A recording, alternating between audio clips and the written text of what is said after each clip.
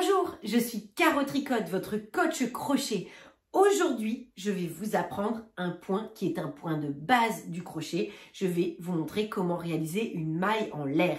Ce sera indispensable de savoir maîtriser la maille en l'air si vous avez envie de vous lancer dans la réalisation du plaid et de crocheter vos carrés, puisque pour chacun des carrés, vous allez trouver ce point de base. N'ayez pas peur, c'est très facile à faire, je vous montre tout de suite. Pour réaliser une maille en l'air, il vous faut votre coton crochet passion ainsi que votre crochet.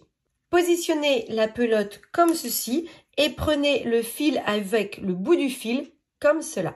Vous allez placer vos doigts de manière à tenir le fil de cette manière et vous allez positionner le crochet au-dessus.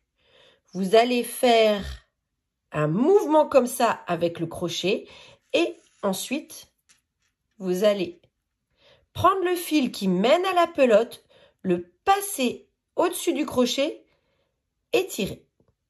Vous venez de faire votre première maille en l'air. Vous allez ensuite refaire un jeté et vous tirez. Pour passer à travers la boucle, vous venez de faire 2 mailles en l'air. Un jeté, on appelle cela un jeté quand on passe le fil dans le crochet et on tire. Alors, si vous débutez, il se peut que vous ayez besoin de votre main pour attraper le fil. Ce n'est pas grave.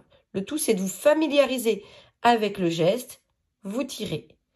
Un jeté et vous passez à travers la boucle. Un jeté et vous passez à travers la boucle. La maille forme un petit V et quand on a une chaînette ainsi de maille en l'air, c'est pour cela que la maille en l'air, on l'appelle aussi une maille chaînette.